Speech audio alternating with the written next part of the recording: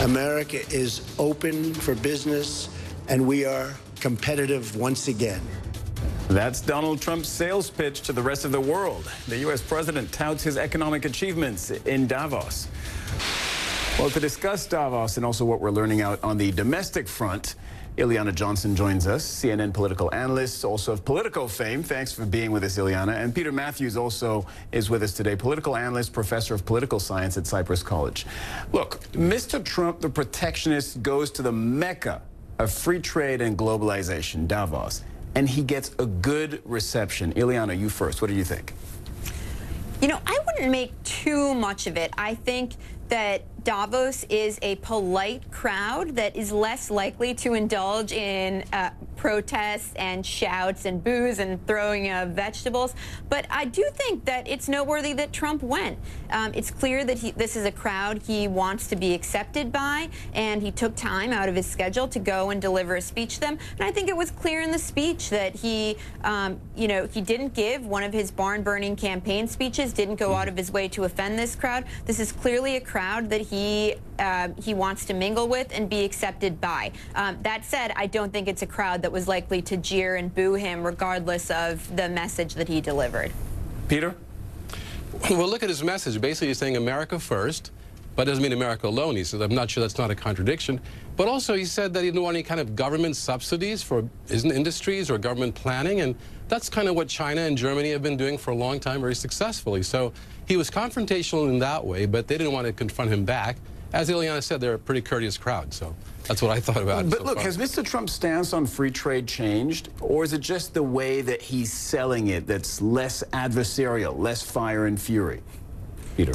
I think it's the way he's selling it more than anything else, because his stance is still that he wants to have trade that'll benefit the U.S., but what does that exactly mean? He wants China to buy as much as we buy from them, but then he better make sure the Chinese wages are high enough for Chinese workers. Same thing with Mexico and other globalization countries.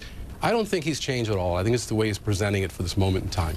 Ileana, for me, one of the things that was interesting is we got a pretty clear window into Mr. Trump's worldview. I'm not sure that it's different, but I thought it was put out very clearly. That business and the economy matters above all else. That when business is good, people on all levels, he seemed to be saying, make money. And sort of that should come before politics and values.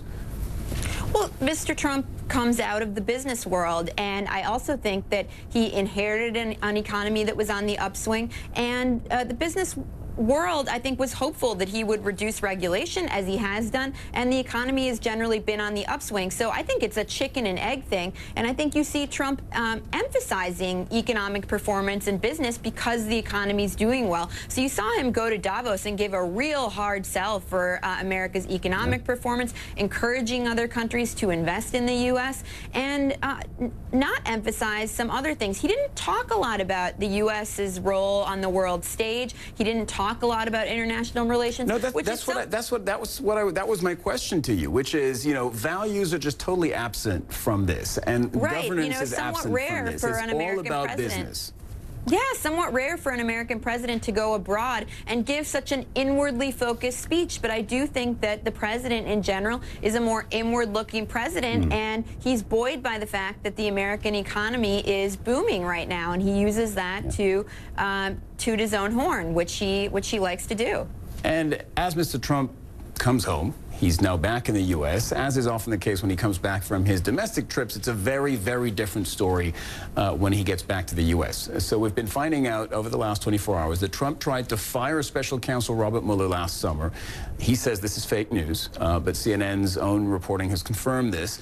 This happened at a time when Mr. Trump was being investigated, still is, among other things, for obstruction of justice. Ileana, what does that tell you? You know, I think it's difficult for the president to push back on this, not only because the original New York Times story that broke this news was well-sourced, cited 4 sources in the White House, but also because it's in character for this president who has talked about firing Robert Mueller and interfering with the special prosecutor's investigation, not as obstruction of justice, but merely as he's characterized it as fighting back. And Trump is somebody who, as anybody who paid any attention to the 2016 campaign knows, he's somebody who never lets a slight go unanswered. He's somebody who punches back. And so it's certainly in character for Trump, I think, to push back on Mueller, and he sees threats to fire him as pushing back. That said, I do think it's heartening that the president didn't go through with this, and it does seem that he's well staffed in the White House counsel's office by Don McGahn, his White House counsel, who kept him from doing this by threatening to quit. And I think supporters of the president can be heartened by the fact that he's well staffed by somebody who was able to ultimately restrain his impulses in this regard. Yeah, I suppose it's a matter of whether you see the glass half full or half empty. Exactly. Peter, was it, for you, is it half full or half empty? The president wanted and tried to fire the special counsel who's investigating him, but ultimately didn't. Well, he couldn't because Don McGahn threatened to quit. That was the reason he didn't do it. He could have let him quit and fired the special counsel. Well, he could have, but that would have been another problem for him. And the thing is, you never know if he may do it in the future, regardless of what Don McGahn or anyone else says, because he's getting to the point right now where he's concerned that Mr. Mueller might have a lot of evidence that he could use, especially when Mr. Mueller is about to interview him directly. That should be a complete game changer in a lot of ways, the interview that's coming up. And that's what he was avoiding by being in Davos for a while, at least. We'll see what happens. Yeah, that interview of the president by Special Counsel Robert Mueller is said to be under negotiation right now, in the works, perhaps late February, early March. No certainties, no guarantees on that yet. Thank you very much. Peter, Eliana, thanks for coming on the show. Thank you. Thank you.